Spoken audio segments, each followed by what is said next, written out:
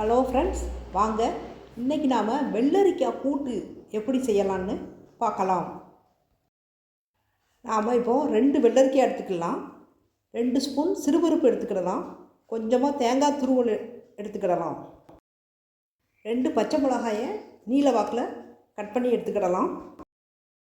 ஒரு சிறிய துண்டு இஞ்சி எடுத்துக்கிடலாம். 3 பல்லு பூண்டு எடுத்துக்கிடலாம்.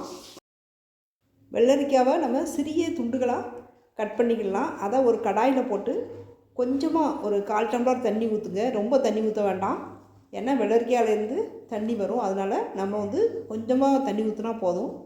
அதுலேயே அந்த வெள்ளரிக்காய் நல்லா வெந்துடும். இப்போ நாம் ஒரு 1/4 டம்ளர் தண்ணி சேர்த்து அதை மூடி வச்சிடணும். 5 நிமிஷம் மூடி வச்சா போதும். வெள்ளரிக்காவில் நீர் அதிகமாக இருக்குது, அதே சமயம் கலோரி ரொம்ப குறைவாக இருப்பதனால உடல் எடையை குறைக்க விரும்புவவங்களுக்கு இது ஒரு சரியான உணவாக அமையும். தினமும் நம்ம வெள்ளரிக்காவை சாப்பிட்டோம் அப்படின்னா மலச்சிக்கலே வராது. வெள்ளரிக்காவில் இருக்கக்கூடிய ஸ்டேரோல் அப்படிங்கிற பொருள் உடலில் இருக்கக்கூடிய கெட்ட கொழுப்புக்களை குறைய செய்கிறது.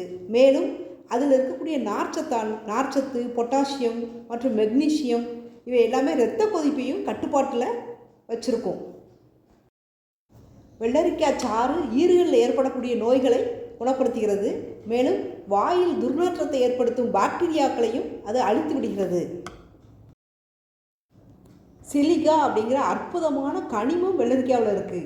அதனால் அவை நகங்கள் மற்றும் முடியை பளபளப்பாகவும் திடமாகவும் வைத்திருக்கும். மேலும் அதில் இருக்கக்கூடிய சல்ஃபர், சிலிகா முடியுடைய வளர்ச்சிக்கு நல்ல தூண்டுகோலாக இருக்கும். மேலும் தசை இணைப்புகளை திடமாக்கி மூட்டு ஆரோக்கியத்திற்கும் துணையாக இருக்கும். வெள்ளரிக்காய் நல்லா வெந்துட்டு அப்படின்னா நாம் எடுத்து வச்சுருக்கக்கூடிய தேங்காய் துருவலையும் நாம் இப்போ அது கூட ஆட் பண்ணிடலாம். இஞ்சி பூண்டு விழுதையும் நம்ம ஆட் பண்ணிக்கிடலாம்.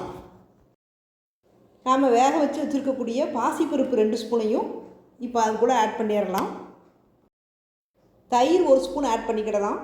அதுக்கப்புறம் நம்ம கடுகுளுந்தம் பருப்பு போட்டு தாளித்து அதில் தட்டிடணும். இப்போது நமக்கு நல்ல டேஸ்டியான வெள்ளரிக்காய் கூட்டு ரெடி ஆயிரும். அப்புறம் நம்ம வெள்ளரிக்காவில் வேறு என்னென்ன சத்துக்கள்லாம் இருக்குது அப்படிங்கிறதையும் பார்த்துடலாம்.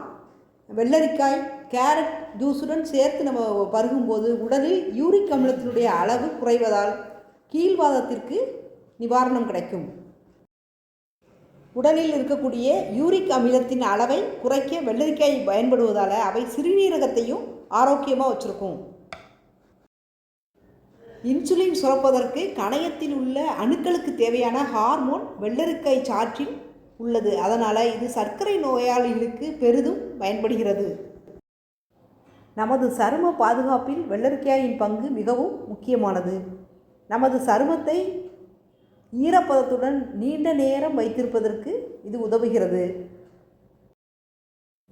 வெள்ளரியில் வைட்டமின் சி உள்ளது. இது நமது சருமத்தை பொலிவாக்கும், தோல் நிறமியை ஒளிரச் செய்கிறது. நமது முகத்தில் ஏற்படக்கூடிய பருக்களை நீக்குவதற்கு நாம் வெள்ளரி சாறை பயன்படுத்தலாம். வெள்ளரியில் காஃபிக் மற்றும் போலிக் அமிலங்கள் உள்ளன. இது கொலாஜன் உற்பத்தியை அதிகரிக்க செய்கிறது. கொலாஜன் நமது முகத்தில் ஏற்படக்கூடிய கருப்புள்ளிகள், சுருக்கங்கள் போன்ற வயதான அறிகுறிகளை தடுப்பதன் மூலம் சருமத்தின் இளமையை பராமரிக்கிறது. வெள்ளரிக்காவை பயன்படுத்தி நமது கண்களை சுற்றி ஏற்படக்கூடிய அந்த கரு வளையங்களை நாம் நீக்கலாம்.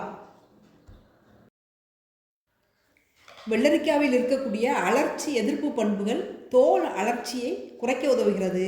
அதனுடைய குளிர்ச்சியானது நமது தோல் எரிச்சலுக்கு நிவாரணம் அளிக்கிறது. வெள்ளரிக்காவில் இவ்வளோ பயன்கள் நமக்கு கிடைக்கிறதுனால நீங்கள் அடிக்கடி வெள்ளரிக்காவை உணவில் பயன்படுத்துங்க. ஓகே ஃப்ரெண்ட்ஸ், நம்ம சேனலை நீங்கள் சப்ஸ்கிரைப் பண்ணிடுங்க. அப்படியே நம்ம இந்த வீடியோவுக்கு ஒரு லைக் கொடுத்துருங்க.